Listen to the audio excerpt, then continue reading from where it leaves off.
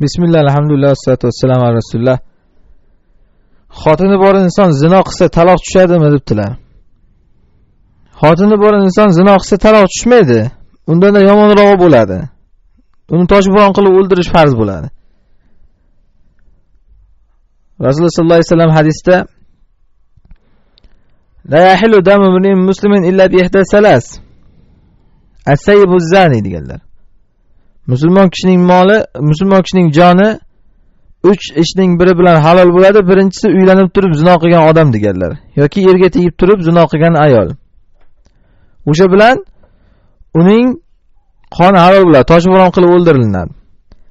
Hattoki bu haqida Qur'onda oyat ham bo'lgan. Keyinchalik bu oyatni lafzi Qur'ondan olib tashlangan. Shu hukm lekin qolgan. Ash-shaykhatu wash-shaykhu idza zanaya farjumuhum albatta nakalan min Alloh vallohu azizun hakim.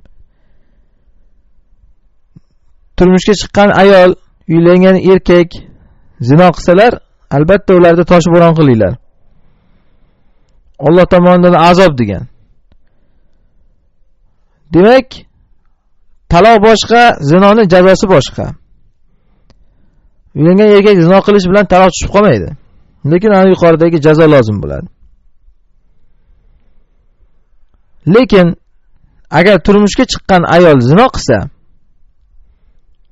mana bunda eri endi uni taloq qilishi kerak bo'ladi. Chunki toki o'zi dayus bo'lmasligi uchun. Bu to'g'risida biz oldin javob berdik.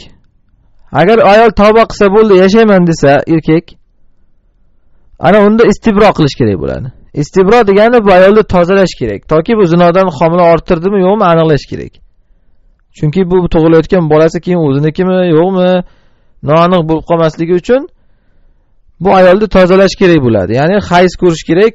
Hayz ko'rgandan keyin eriga halol bo'ladi. Ungacha eriga halol bo'lmaydi. Lekin bunda ham o'zidan o'zi taloq tushib qolmaydi, taloq qilish kerak bo'ladi. Agar inson mana shunda shu ayol bilan yashashni istamasa, ayol tavba qilmasa. Allohu alam.